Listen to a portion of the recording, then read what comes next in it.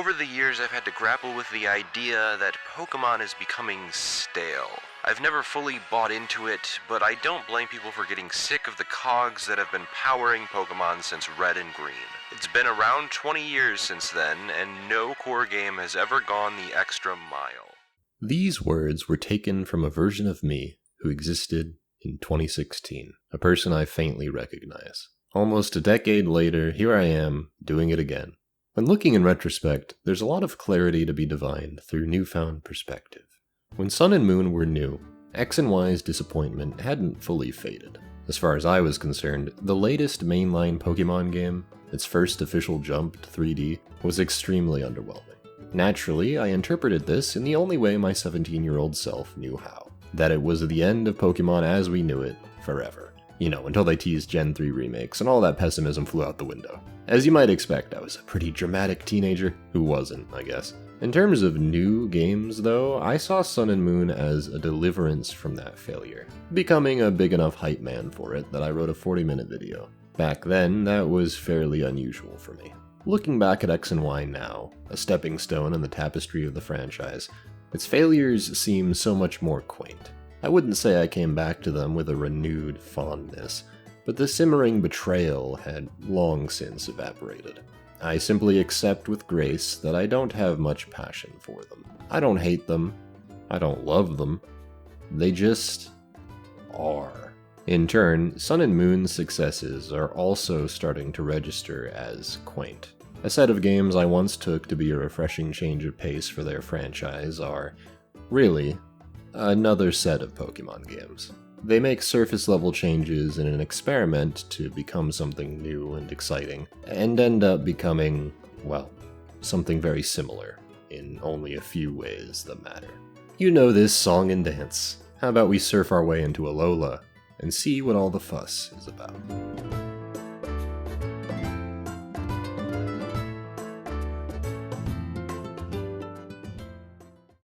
The closest thing to tradition in this game are the kahunas, which are your typical gym leaders. Each one specializes in a type, and they have a team built around that type. The cool thing about them is that they don't have a gym to reside in. You simply challenge them once you finish your island trial. It feels really chill. You're just exploring Alola, deepening the bonds between you and your Pokémon, and occasionally stopping Team Skull from doing something stupid.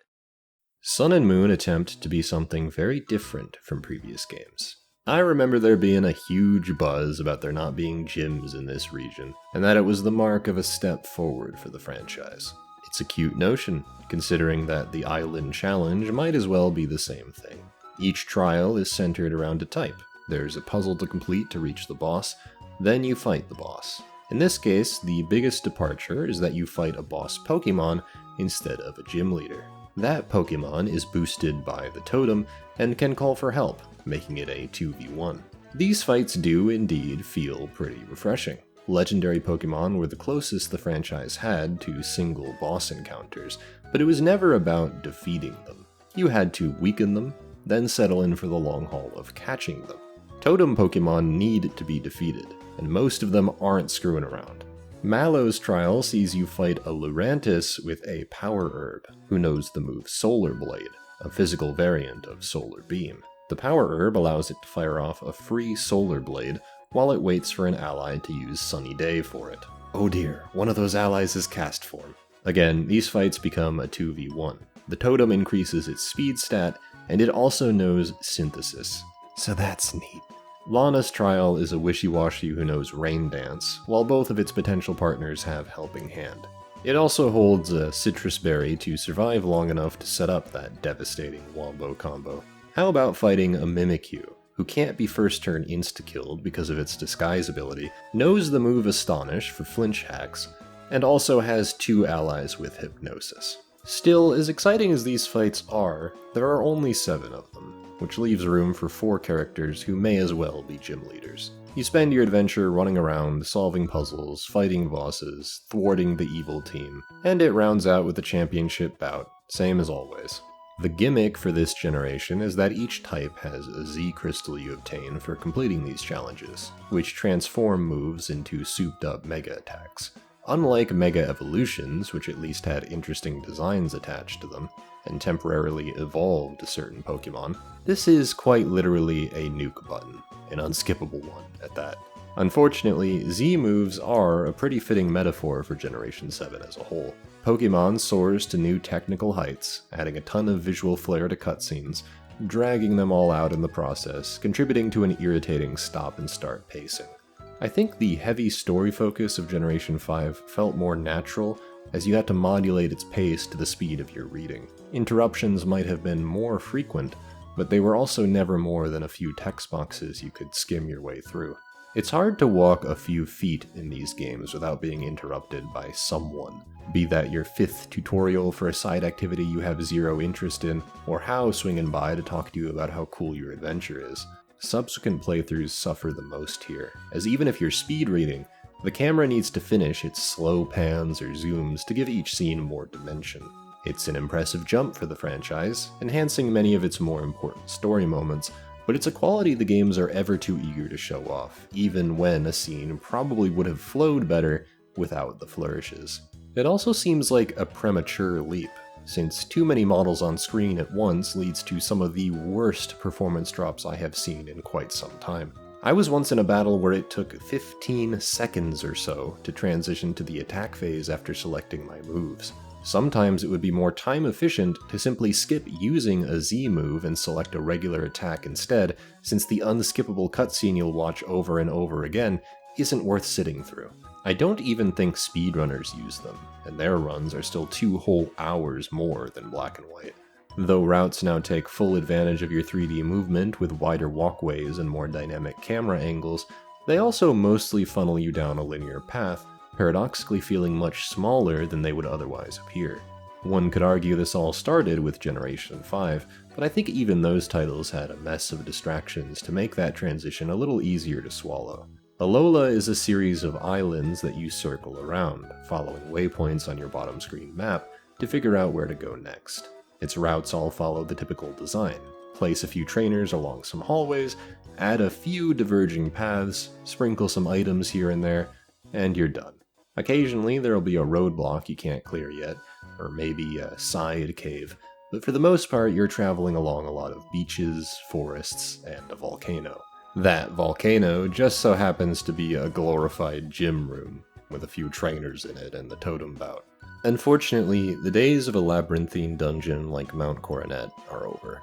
I can't think of an area even half as complicated anywhere in Alola.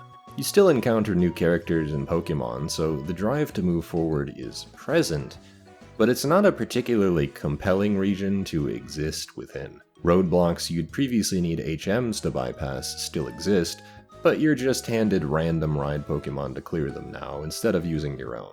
On the one hand, the removal of HMs is a long-awaited feature that makes team building much less irritating. On the other hand, calling these faceless entities on your pager instead of calling upon your own monsters takes away a bit from the fantasy of Pokemon, making these roadblocks feel more transparently gamey than ever before. Furthermore, I'm just not sure Alola's design is conducive to their inclusion in any form. As I said, most routes serve as blatant connective tissue between story moments with very little of note to distinguish them. This is an aspect of modern Pokemon I have long since struggled describing my feelings on. They're just not as fun to play, moment to moment. The tantalizing pull of meeting new monsters and building a team is alive and well, with some truly ferocious threats to square up against. But each new generation seems to lack that wanderlust I felt getting lost in the winding paths of Mount Coronet, or Hoenn's endless oceans. Maybe it's the same reason I don't like hiring a tour guide when I'm vacationing, because I'd rather play it by ear, live in the moment, and go seek out what looks most interesting.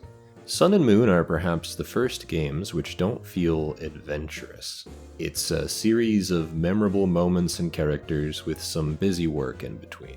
Having HM obstacles in Sinnoh made a lot of sense, since they also opened up shortcuts. You could move from Celestic Town to Eterna City through Mount Coronet, and since you just so happen to have wrapped back, you might as well poke around and see what you can find with your newfound power. Previous regions were designed with the assumption that players weren't always going to know where to go next, and that they'd likely wander around soaking in the sights and sounds. Consider the value of the Surf HM in Gen 3. So much of the region is made of water that the acquisition of Surf means a whole new dimension of discovery is open to you. Maybe you'll go southwest of Hoenn and check out that abandoned shipwreck you flew past on your ride to Dewford. Maybe you'll flip back to Littleroot, using the water connecting the routes in between. Maybe you'll simply get lost in eastern Hoenn, happening across strange islands, optional cities floating on logs, or even stumble into the rare Mirage Island. To some extent, I think the realistic 3D detail contributes to how small the routes feel in practice. Much of the time, the camera is positioned in such a way that you're able to see all of it at a glance. Previous games took advantage of abstraction, utilizing your imagination to fill in gaps in the environment. You couldn't see anything past what was directly on your screen, and beyond where your feet could take you, trees stretched for miles. This is part of what made the walk through walls cheat so alluring, and why I'd spend many a summer day wading out of bounds. Alola geographically feels very tiny because there's just not as much space for you to travel through. In Sun and Moon, you don't discover, and that's a pretty core aspect of the region to miss out on. You can fall back on team building to an extent, as I did. Introducing Shirahoshi the Primarina, Girahim the Lurantis. Yeah, I spelled it wrong, I'm sorry, his name's dumb. Viola the Oricorio, Melania the Palisand, Pride the Alolan Muck, and Ethan, wake up Ethan, the Kamala. This was a fun team, and almost everyone had a moment or three to shine in their respective roles. Shirahoshi was a very solid special attacker, using her water and fairy-type coverage to decimate several trials and kahunas. Ethan used his excellent comatose ability to bypass status conditions entirely, taking advantage of its normal typing for wide coverage. Type coverage was a key strength here, as Viola used its morphable typing to its advantage to swap mostly between its fire and electric forms, made even more fun once it finally learned Revelation Dance to give me stab on those typings. Girahim struggled a bit in its weaker pre-evolution, but once it learned its moves and got going, it was an extremely effective HP sucker, keeping itself on the battlefield while the opponent wasted away from the poison and/or confusion Pride would often set up for the rest of the team. Melania rounded the team out with some fun ghost and ground coverage, though it did get washed away a tad more often than I would have liked. I suppose this is why I often harp on about new Pokémon, because it's practically the reason I still find myself glued to new releases. Previous games might be more fun to play, but they don't have Rowlet or Wishy-Washy. I'm at the point now where I treat the games like Magic the Gathering expansion releases, where you get a bunch of new cards for deck building. Except these cards are more than little pieces of paper. You give them nicknames, pat them on the back for a battle well done, read their little Pokédex entries, and it all contributes to a deeper understanding of the new region.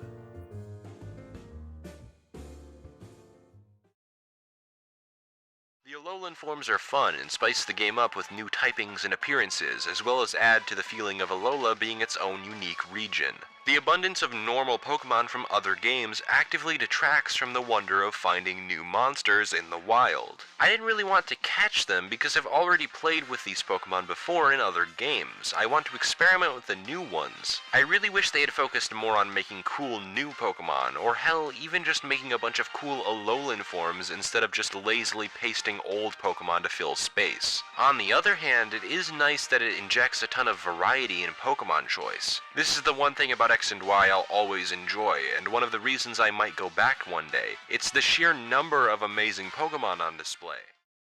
If Sun and Moon want to be a vacation, then so be it. This is what Hawaii registers as to most of the world, and is an especially popular tourist destination for Japan. Your character even moves in from Kanto, a Japanese-inspired region. You are an outsider to Alola, and interestingly, this plays into a lot of the themes the region wishes to explore. Alola perhaps has one of the most thoughtfully considered regional dexes of any generation. Many previous sets of Pokémon fit a broad range of environmentalist themes, meant to create various different ecosystems that reflect our real world.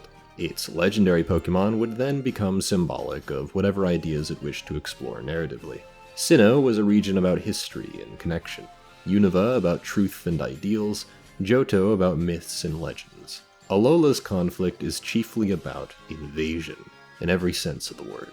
One could view this through the lens of invasive species, which is what the Yungoos line was based on. They're a species of Pokemon imported from another region in the hopes that they would balance the outbreak of Rattata. This is based on an actual occurrence in Hawaiian history in which mongoose were introduced to hunt rats. However, the mongoose became pests themselves after the rats turned nocturnal and the mongoose lost their main prey. In Alola, this is where the first Alolan form is introduced, a variant of Rattata which have become nocturnal because of Yungoos. To make matters worse, Alolan Rattata are now even more of a pest than before, sneaking into people's homes at night and stealing food. Now, day and night, there are pests everywhere. You see this in other species endemic to the region. Alolan Meowth is meant to represent feral cats, another invasive species, adopting the dark subtype.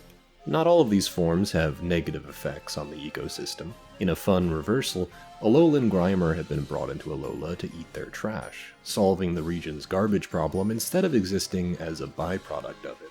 Sun and Moon are not interested in painting a black and white picture of foreign influence in the region. Though Yungoos and Alolan Meowth are invasive species, they're still Pokemon, meant to be cared for anyway. It wasn't their fault they were introduced to the region after all. Alolan forms like Ninetales and Dugtrio are even revered by residents, seamlessly incorporating these foreign species into their island's customs.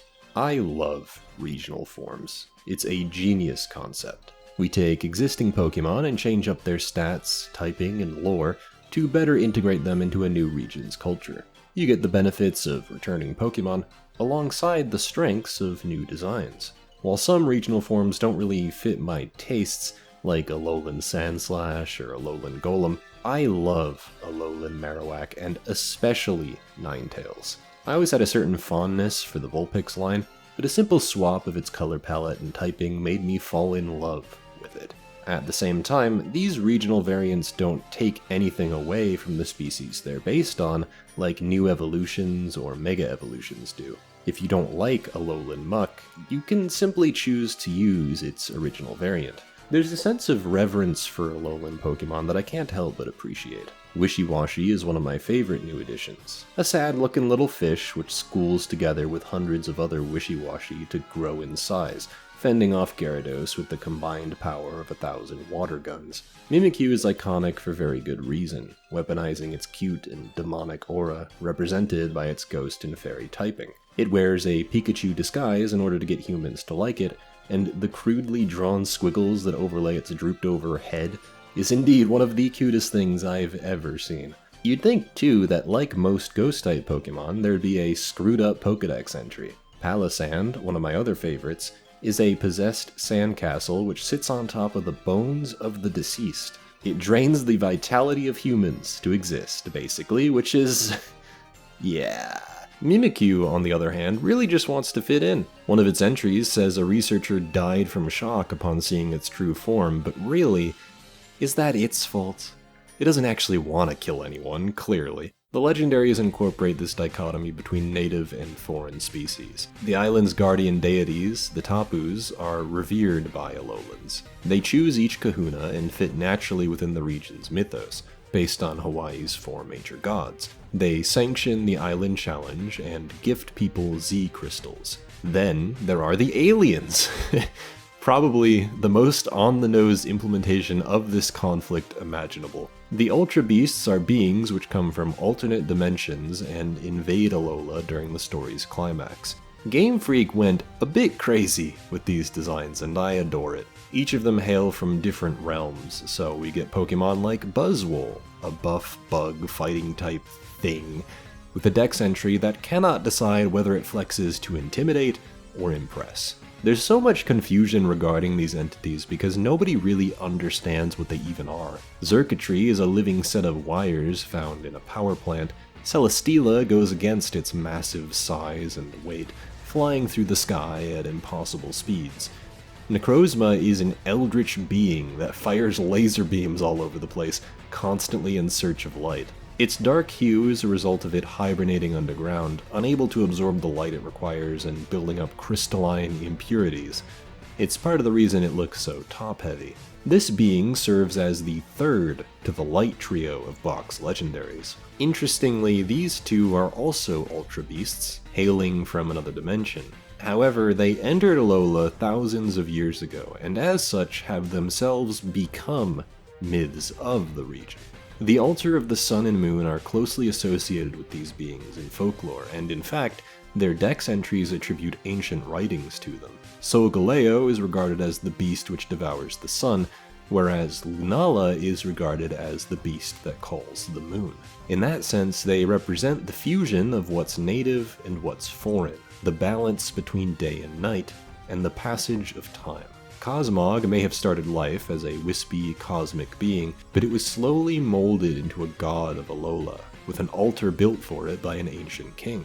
Similarly, Mount Lanakila is one of Alola's sacred sites, but it's where Professor Kukui decides to build their Pokémon League. He loves the thrill of the League Challenge and wants Alolans to experience it, but he placed it within the mountain, in full view of the Tapu watching over them, approving their battles as another addition to the Island Challenge. Yet, the Z crystals that the Tapu give away for their challenge are from Necrozma, who brought them to the region in the first place. It's an Ouroboros of foreign influence, wrapping back around to being native. Hawaii is a place that has been altered by foreign invasion. It has a history of brutal colonization and eventual incorporation into the United States. It was a sudden shift in the Hawaiian way of life, where many foreigners settled and made it their new home. To this day, there is a divide between Hawaiian natives and non-native citizens as a result, as well as tension rising regarding the state's overwhelming focus on tourism. One could say these actions completely transformed the island chain. It's also something that cannot be undone. These things happened, and now Hawaii is a changed land. It isn't impossible to keep moving forward anyway in this new reality, while still respecting its heritage. This is usually where the evil team pops up. They tend to embody the negative elements of their region's ideas. Cyrus, the one who lacked a sense of connection or belonging. Getsis, the false prophet spreading lies to divide a diverse people. Sun and Moon offer a two-pronged approach. Team Skull is meant to resemble Team Rocket, a less threatening group of troublemakers. They are outcasts who run around stealing Pokémon and causing trouble for no particular reason. Guzma is bitter because he failed to become a trial captain and fights against Alola's traditions in rebellion. Po Town, their headquarters, is walled off from the rest of the region. It's possible the inspiration for Team Skull is the rise in poverty rates and homelessness brought about by price gouging on tourists, skyrocketing Hawaii's cost of life. For the sake of this discussion, though, it places Team Skull in contrast with the focus Alola has on close relationships with its people, Pokémon, and environment. There's a sense that, in Alola, everyone is family. Though its islands are quite diverse, home to different deities and approaches to life, harmony is achieved through a warm welcome. Team Skull outwardly rejects the Island Challenge, a sacred, essentially religious tradition. They steal and hoard Bug-type Z crystals, preventing trainers from using them to forge even stronger bonds with their Bug-type Pokémon in battle. Even in the face of this defiance, the island's kahuna, Nanu, watches over them to make sure they're okay. After all, they don't really cross any boundaries that are so severe they need to be stopped. Their biggest crimes are mildly interfering with the Island Challenge and stealing Pokémon. They are still considered Alolan. I would say it's Lusamine and her Ether Foundation who represent the antithesis of the ideas Sun and Moon are exploring. Their stated goal is to help the region, doing their best to preserve ecosystems and heal injured Pokémon. Unlike the efforts of Team Aqua or Magma, however, it's almost impossible to dispute that they are doing good work in Alola, protecting its environment through careful observation. You visit the Foundation early in your adventure, where you get to look at the habitats they've created, and learn more about the efforts they're taking to help. Marini and Toxapex have been overhunting Corsola, for instance, and so the Foundation have seen fit to protect Corsola from harm. To this, Hao remembers something his grandfather taught him, that nature has its ugly side as much as it has its blessings. Wick's response is to question how far the Foundation is willing to go, especially under their current leadership. It's hard not to see how clinical the Ether Foundation is. They wear white with gold trimmings, all of their facilities look like science labs, and their home base is an artificially constructed island which purports to be just another part of the region. They are outsiders in both their role and appearance. They meddle with the affairs of nature in order to help it, but as we've seen with Young Goose, the benevolence of your intentions sometimes does not matter. Nature has a way of righting itself. Lusamine is a mother who is so protective of her children that she can never let them grow up and make their own decisions. Relinquishing that oversight would mean they could make mistakes and get hurt. Through Lily and Gladian, we get glimpses into what it was like to grow up under her parentage. Lily implies that she wasn't able to choose her own clothes or how her hair was styled. Lusamine had full control over who Lily was, and the assumption is that Gladian was the same, which is probably why he chooses to rebel in such an overt way, wearing black punk clothing with tears in them. Lily, though, has only recently escaped her mother's thumb, so she still bears a striking resemblance to the Ultra Beast Nihilego. I still remember the chill that ran up my spine when I realized Lusamine fashioned her daughter after an alien. She wants Lily and Gladian to remain her cute children forever. True beauty is something she has control over in all things. When she's able to control who her children are, they're considered beautiful. Similarly, she selects aspects of nature which are beautiful to her, and in her madness, cryogenically freezes them to preserve that beauty. In that sense, the natural progression of time is an affront to her, and she wishes to bend the rules of nature to her whim, to halt the movement of the sun and moon and become Mother Nature. This is not harmony, nor is it family. True beauty is found in the acknowledgement of the good and bad. It is in a plant's nature to eventually wither and die, it is in a predator's nature to hunt prey to survive, and it is in a child's nature to one day grow up and leave the nest. We should find beauty in that, and the mistakes which will inevitably follow independence. In that way, I admire Sun and Moon. While many changes have been made to the series which I do not appreciate, it's hard to deny that there's still a glistening core here that speaks to me.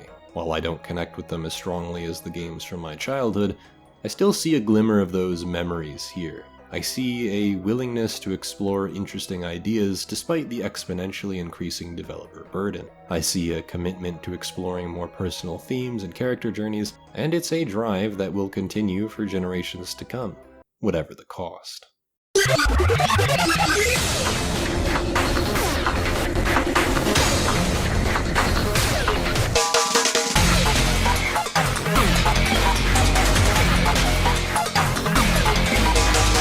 I think Game Freak figured they needed to make up for not releasing Pokémon Z, so they decided to make Ultra Sun and Ultra Moon.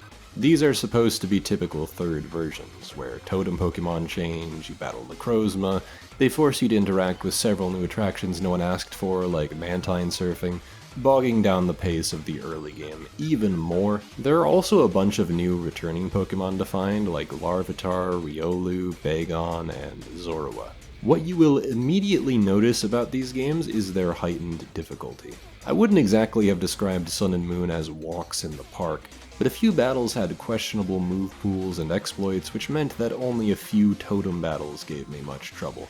It's the level of difficulty I'm ideally looking for in a Pokemon game, and the Ultra games are more than that. Maybe the perfect showcase for this is Plumeria's second battle. In Sun and Moon, her Salazzle is level 35 and knows Flame Burst, Toxic, Double Slap, and Dragon Rage. Flame Burst is the only thing it can fire off to do big damage, even though it's essentially a glass cannon, so it's easy pickings. In the Ultra games, Salazzle is level 38 and knows Dragon Pulse, Flamethrower, and Sludge Bomb. It's technically a numerical downgrade, but she gets a ridiculous stab boost on 2 of those moves, which are some of the most powerful of their type, while being a few levels higher than you'll likely be at that point too. Not only that, because she is considered an important trainer, as of Generation 7, her Pokemon have perfect IVs and have a competitively viable spread of EVs. This was mostly fine in base Sun and Moon since their move pools were not nearly as well tuned. In the Ultra games, well, some of these fights were nightmarish. Took me a few tries to get past this fight, which is so odd because Plumeria barely even registered as a threat originally. It's possible my team is uniquely unsuited for the challenges on offer here. I'd hazard a guess that this is the playthrough I've had the most trouble with. Almost every major encounter was one I had to retry multiple times. The theme of my team building for the Ultra games, focused around the Eldritch Alien of Light, was a Stormlight Archive Team.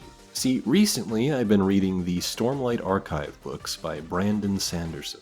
Well, that's a pretty tame way to put it. I obsessively fell into them. At the time of writing, I'm 3/4 of the way through Oathbringer, and so I felt like I wanted to figure out which Pokémon from Alola would fit my favorite characters the best.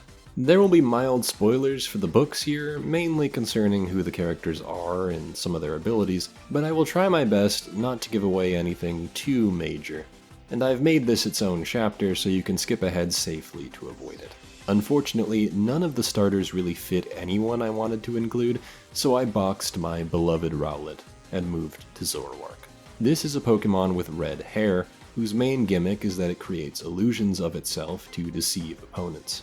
That's an insta-pick for Shalon, no question. I briefly considered Smeargle, but that would have only captured her very surface-level aesthetic. Zoroark captures the darkness Shalon hopes to keep sealed away through her illusions, which is what really sold me on it. As for pattern then, I drifted towards Spinda as a gut feeling. The ridiculous number of different patterns you can get, as well as its confused, otherworldly demeanor, convinced me that this Pokemon has pattern energy. Since I already had this pair done, I took one look at Rabombi and figured that it was a perfect fit for Syl. It's a bug fairy type, meaning it captures Syl's ability to annoy and impress in equal measure. It's also a little fairy, sorta like Tinkerbell, and that's how I often imagine Syl when I'm reading anyway. That meant we needed a Kaladin, which is where I was met with two choices. Braviary is a normal flying type, which could have fit his background as a typical farm boy son of a surgeon, who eventually took flight. Braviary also fights for their friends above all, and that's the encapsulation of Kaladin. However, I also couldn't help but think about Salamence. Bagon's dex entry states that it wants to fly so bad that it practices by jumping off cliffs every day. That's why Shelgon has such a hard exterior, because it's essentially slamming its body into the ground over and over again. Then, it finally grows wings like it's always wanted, though it also says that when angered, it destroys everything around it until it has nothing left to lash out at. It might be a bit of an oddball pick, but I think the dragon typing not only fits the Knight Radiant role Kaladin is thrust into, but it also fits his tendency to treat those around him like shit when his depression is at its worst. Braviary is a perfect fit for Kaladin at his best, but as readers know very well, Kaladin is rarely at his best. Salamence fits that energy a little better, I think. Also, Kaladin is a trans woman now because I spent 2 hours looking for a Bagon and it was female. Congrats on the transition, Cal. Then came the father and son pair, Adolin and Dalinar. I'm sorry, Renarin, there wasn't room or I'd have included you two. I took one look at Arcanine and decided it was Adolin. Fiery spirit, blondish hair, with black streaks, and massive golden retriever energy. Arcanine is a Pokemon renowned for its beauty, as its dex entry states, and I tend to think of Adolin as Prince Charming-esque. Perfect fit. When it came to Dalinar, I had a lot of trouble. Nothing seemed to quite fit. Lucario fit the color scheme pretty well, and I also likened his ability to read auras as maybe a consequence of the bond with his Spren. I also considered Solgaleo, a steel psychic type that maybe could have symbolized Dalinar's connection to divinity and his visions. But in the Ultra games, you don't actually get to use them until the post-game. I'll touch on that fun change later. Ultimately though, I had a thought I couldn't get past. Tyranitar is a Pokemon described as a force of nature, leaving destruction in its wake. Maps have been redrawn after its destructive bouts. Its typing is dark and rock, embodying the power and evil within. I kept thinking to myself while reading Oathbringer, does this not fit the Blackthorn? And so we rounded out the team with Tyranitar the Blackthorn. Eventually, I read chapter 76 of Oathbringer, titled An Animal, and felt even more justified in this decision because, wow, that chapter screwed with me. I'm still thinking about it. Hate to portray Dalinar at his worst, but it fits too well. I suppose, like the characters themselves, every single one of these Pokemon needed a shit ton of early investment, and they also sucked before their full evolutions. That, paired with their typings, meant that I lost battles almost all the time. I had a particularly tough time with Guzma. I never thought I'd struggle against a Masquerain of all Pokemon. Game Freak simply asked themselves, what would a competent player do with these Pokemon, and decided to give them moves that made sense. In regular battles, at least it's a fair fight you can play around, but the Totem bouts were especially infuriating. Totem Togedemaru can eat my ass. I spent several hours fighting this thing, trying to confuse and intimidate spam it to death because none of my Pokemon could do more than chip damage even with super effective moves, while Skarmory kept flying out to use Torment, forcing me to use different moves every turn, and setting up Tailwind to ensure that it always moved first. But then eventually my Intimidate spam stopped working because it also has Stealth Rock. Togedemaru, meanwhile, has Spiky Shield and Bounce, meaning it has two moves that can render your turn null and void, which is especially annoying for Spiky Shield because it essentially cancels out your Z move. My eventual strategy was to use recovery items. I had long since abandoned trying this team itemless, and get it to struggle to death. I think I was in that final battle for half an hour. It's interesting to think about when a Pokemon game becomes too difficult. Technically, there are ways to counteract this Togedemaru. You could catch an Alolan Marowak and have an easier time. Larvitar eventually became my answer for Guzma once I decided to use it. Even then, though, when a Pokemon game is truly difficult, those threats will almost always have ways around their weaknesses. They'll have good type coverage and partners who will cover those gaps. At what point do obstacles like this become annoying? As a certified Pokemon veteran, who knows the ins and outs, has played every game on release, and has even dabbled a bit in competitive play, I did not have too much fun with the difficulty philosophy here. Totem Vikavolt may have been a bit of a joke, but I had much more fun fighting it than Togedemaru. I think Wishiwashi was a more interesting challenge than Araquanid. Wishiwashi was definitely the weaker challenge, since it had to rely more on its allies to use Helping Hand and Heal Pulse, but it also presented several paths to victory. You could focus down the allies to prevent their assistance altogether, with the drawback being that another helper will be on the way in a few turns, or you could focus down Wishiwashi first to eliminate the biggest threat on the field, while weathering the assault of two Mons at once. In this case, I liked being the underdog in an unfair matchup. It also fits Wishiwashi as a Pokemon, who schools together with other Wishiwashi to become more powerful than it could have ever been alone. As such, it uses its allies to get an edge up against you. I could have bought that this was a sacred Pokemon in Alola, and I immediately understood why it was the totem. Araquanid is much more powerful. Its ability halves the damage of Fire-type moves, while also preventing it from ever getting burned, while also boosting its Water-type moves by 100% before stab. The fight takes place in the rain as well, pushing that ability further in both directions.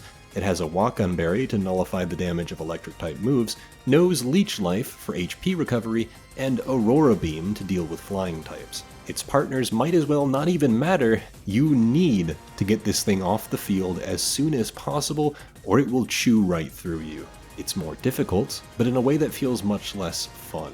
In more traditional trainer battles, making them more difficult often means making their team more interesting by default, but for a boss Pokemon that can force you into a 2v1, there are ways to make that feel frustrating, and the Ultra games step over that line. Then again, difficulty is such a personal metric that it's often hard to universally discuss.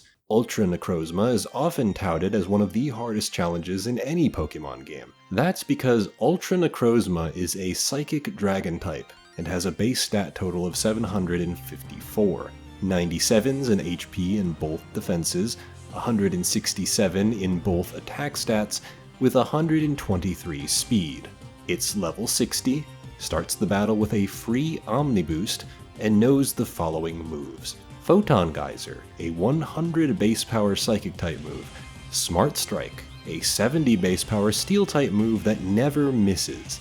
Power Gem, an 80 base power Rock type move. And Dragon Pulse, an 85 base power Dragon type move. Also, did I mention that its ability Neuroforce increases the damage of super effective attacks by an additional 25%? This boss is comically overpowered, dubbed the Nuzlocke Killer for good reason. Odds are, this thing is going to outspeed and one-shot every single one of your Pokemon in a row because there is simply nothing you can even have at this point that stands a chance. I also beat it in a couple turns on my first try, on accident. Shalon, our resident Zoroark, just so happened to be the Pokemon I put in my first slot to try getting off a Night Slash. Pattern, our resident Spinda, was in the last slot. Ultra Necrozma didn't know it was fighting a Dark type, bugged out and kept trying to spam Photon Geyser, which was fully resisted. I would have been able to sweep with Zoroark alone if I had known that Z moves cancel out its illusions, but the battle was won regardless. So, the hardest challenge in the game, and also maybe one of the hardest in all of Pokemon, I accidentally defeated using a random, hyper-specific ability to trick its AI into malfunctioning. Thing is, I was dreading this fucker all playthrough because I do not think it's a fun fight. It is designed to obliterate almost any Pokemon you could ever throw at it immediately, and that's just a bit boring. Kinda glad I ended up getting to cheese it rather than sitting there for a couple hours trying to get it to struggle itself to death. I appreciate that these titles added 101 Pokemon to the regional decks. It's part of the reason the Stormlight team can even exist in its current form. I'll also admit that as much as I thought the Looker post-game quest for Ultra Beasts was cute, Rainbow Rocket is a much meatier one. It may have obvious appeal, rematching past team leaders, but hey, I knelt for the Pokemon World Tournament. I am not above what amounts to ridiculous fan service. It's such a dope premise, too, pulling the team leaders from dimensions where they were victorious in their plans. They even have the box legendaries on their team, it's great. Still, I don't really know why this had to replace Looker. For whatever reason, it's like the Ultra Games looked to Emerald, saw the decision to replace Steven with Wallace as the champion, and decided this would be their presiding philosophy when it came to making changes. In this case, almost exactly. In Sun and Moon, you became the first champion of Alola's new league. Since you are champion, one of the post-game activities is to do title defense battles, where various trainers come at you with champion-level teams to take your spot. It's a novel way to handle rematches, I like it a lot. Anyway, to protect your title initially, Professor Kukui challenges you. In effect, though you are champion, you have a champion battle against one of the professors for the first time, which is awesome. Especially since Kukui's such a bro, helping you out along the way. I was delighted to fight his team. The Ultra Games replace him with How, and that is lame. I like How. He's a fine enough rival, doesn't inspire much passion in me one way or the other. Replacing Kukui for the champion battle? Nah. I ain't feeling that. History somehow managed to repeat itself here, and I cannot fathom why. Emerald, at least, was a net gain. It added the battle frontier, tweaked gym leader teams, and combined both versions' stories into something a little more resonant. The Ultra Games screw around with the story enough for me to genuinely wonder if they wanted these things to be gotcha moments for those who already bought and played the original. Kukui even psychs you out, making you think you're gonna be fighting him, before he says lol JK and steps aside. As tradition would dictate, it makes sense to put the focus on Necrozma as the third legendary. As such, I do like the introduction of the Ultra Recon Squad, who gradually ease you into Necrozma's origins, building it up as a massive threat. Ultra Necrozma's domain is sick as hell. Unfortunately, this was introduced, in part, to character assassinate Lusamine. This is one of the decisions Game Freak have made over the years which baffles me the most. What was it about Lusamine's original portrayal which made them want to change it? Was an understated portrayal of parental abuse a step too far for Pokemon? Did they deem her so unforgivable that they couldn't then redeem her and continue using her in the future? That, of course, never stopped them from creating Ghetsis, one of the most miserable fathers of all time. I do not know what compelled them to, but Lusamine's goals have changed. Now her conflict is that she wants to protect Alola by being strong enough to fight off Ultra Necrozma on her own. She doesn't listen to her children in the sense that she does not want them to help her kill an eldritch god. Ah, so she was benevolent all along then, huh? Yeah, maybe she was neglectful of her children's wishes just a little bit, but it was to protect Alola. Now the lesson is that she just shouldn't have gone it alone, and allowed her children to mature and help out. She even gets to keep running the Foundation afterwards. And really, it was actually Faba who led her down this path anyway.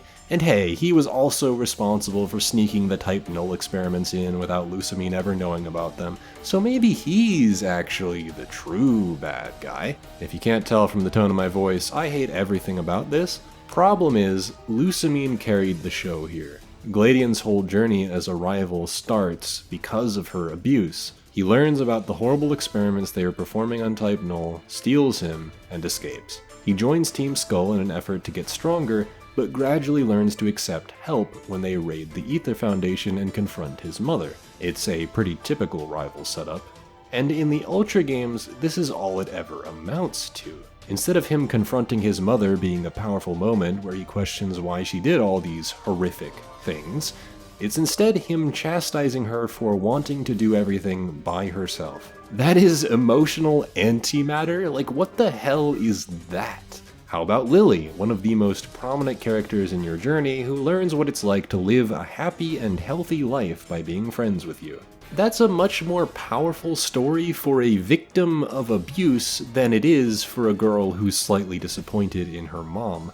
When she cuts her hair, gets a new outfit, declares herself a new person free from her mother's control, there's certainly one universe where that's a beautiful moment. The Ultra games don't even have a second confrontation with Lusamine. You know, where you journey through the Ultra wormhole to confront her as she's transformed into a Mother Nihilego monstrosity. We lose out on the scene where Lily tells her mother to get a grip, hauls her ass out of there, and drags her to Kanto to get mental help.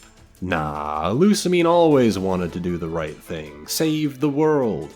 That's why she keeps random Pokemon cryogenically frozen in a secret lab under her room. Lily is one of my favorite characters in Sun and Moon. She breaks out of her mother's control, does her absolute best to rise above her trauma, and is able to show Nebby what being a real parental figure is like, letting it go when it evolves into the box legendary, acknowledging its autonomy in a way she probably wishes her own mother did. When I first played Sun and Moon, I gave Lunala the Nebby nickname and slotted it into my party. I was so invested in taking Lily's hopes and dreams with me to become Alola's first champion. In the Ultra games, Nebby is stolen by Ultra Necrozma, and then just kinda leaves. You can't catch it until you've already beaten the game. You can, however, go catch Necrozma lying in a ditch right before the Elite Four like he's fucking Yamcha. Something about this site is really funny to me. He's just lying there and he has a guaranteed catch rate. It really feels like these games started life as direct sequels like Black 2 and White 2. It even has almost the exact same fusion gimmick for the legendaries. Almost every totem Pokemon has been changed, members of the Elite Four are different, some of the trials have completely different puzzles. It's awkwardly jammed a new totem after fighting Necrozma and before challenging Hapu, and it bends over backwards to have an ending where we get to see a Lusamine who isn't crazy. I could have imagined all of this working in a set of sequels which take place years in the future, after Lusamine does intensive therapy, and we get to see what happened with all the characters. Instead, what we're left with is a parallel universe Sun and Moon, better in some ways, worse in others. Yet they both have exclusive content, so you're likely gonna want to play them both. As someone who just did that, I can tell you that it was exhausting. There is something about these games which make them exceedingly hard for me to revisit. Trying to get through them felt like trudging through sludge sometimes, and I truthfully never want to do it again. Which is odd, as doing multiple playthroughs is not a foreign concept to these videos. I usually do 2 of them to get a full picture of what the sister release or sequels add. I did 3 playthroughs of Gen 3 for the hell of it, and I still came out of that excited. I was already feeling tired when I got to the final gauntlet of Sun and Moon. Unfortunately, its biggest strength is a double-edged sword. The story they tell is wonderful, and the way it's told is soul-draining. which has a ripple effect on the experience as that's a huge chunk of what you end up doing. The Ultra games, meanwhile, don't even contain the emotional payoff that makes the narrative hit so hard to begin with, making the cutscenes feel even more like a frustrating formality, as they lock you into some of the hardest battles they've ever designed for the majority of the time you spend outside of those annoying cutscenes. If you're anything like me, you'll be spending a lot of time in the Pokémon Center groaning, which brings me to the question I've been dreading. Do I still like Sun and Moon? They used to be some of my favorites, and I have fond memories with them. I went into this project assuming that I'd have great things to say about them. Well, here's a twist. No, I don't think I do.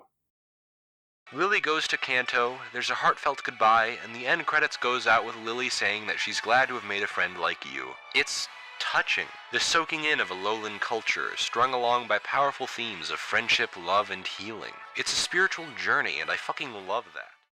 When I look back at my playthrough of Sun and Moon, it's mostly me matching the A button while I listen to audiobooks on the side. I built my team beforehand, went to go search for them, and then mashed my way through. Had some trouble with a few totems, had to think a bit during the Elite Four, and then I was done.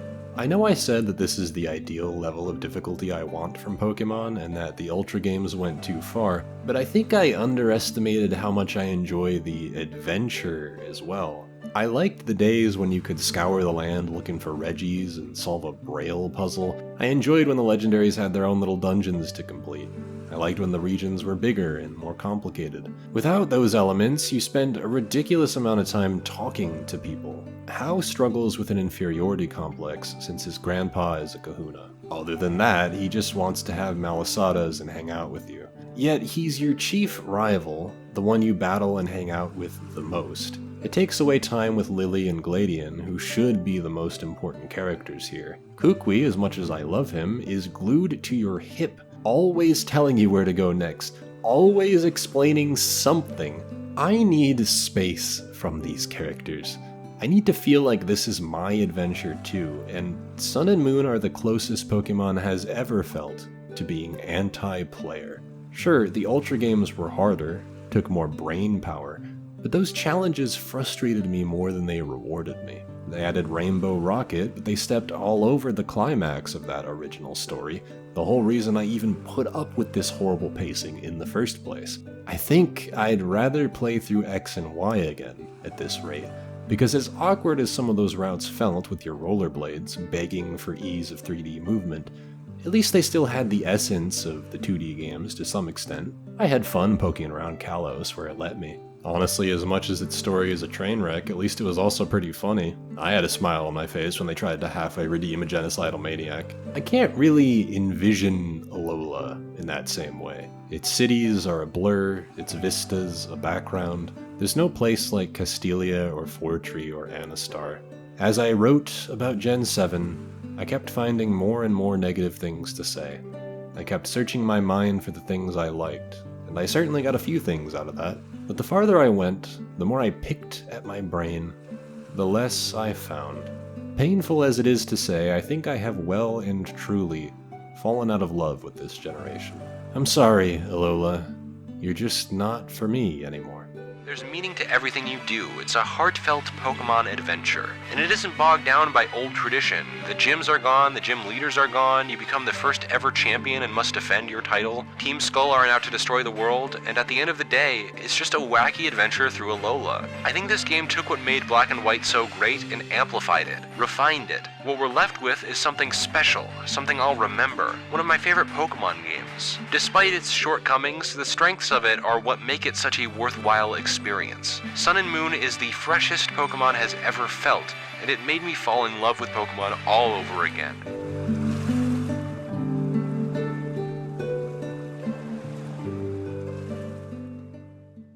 Video's over now, are you still here? Why? Do you really crave even more? Are you interested in hearing about my opinion of Astrobot, the fun new PlayStation 3D platformer, as well as maybe a few musings on the PlayStation brand and its future? Well, you can check that video out right now if you're craving even more, over on Nebula. Nebula is a streaming service full of your favorite content creators. We've got a roster consisting of Liam Triforce, H Bomber Guy, Game Maker's Toolkit, Jacob Geller, Rasputin, and so many more. Over on Nebula, you can watch my videos early and completely ad-free. You'll also gain access to exclusive videos you won't find here on YouTube, such as the aforementioned Astrobot video, which is already available there to watch. If you want to hear more about Pokémon, there's an excellent Nebula original on the iconic original opening of the Pokémon anime by Soft's Notes. It's an incredibly fun breakdown of why the opening was so effective, and is part of Working Titles, an entire series of videos about the opening sequences of games, movies, and TV shows by several different creators. There are episodes on Half-Life 2, Majora's Mask, BioShock, and Metal Gear Solid. Nebula originals are fully produced, exclusive projects that are rivaling Hollywood quality without Hollywood corruption and exploitation. Projects by Lindsay Ellis about Jurassic Park, or a play written by and starring Abigail Thorne of Philosophy Tube. There are several series like this as part of Nebula's originals that I would highly recommend checking out. If you like my videos, you'll surely love these ones as well. To get a yearly Nebula subscription for 40% off at $36 a year or $3 a month, head over to go.nebula.tv/KingK right now. You can also get a monthly plan for $6 a month. That's go.nebula.tv/KingK.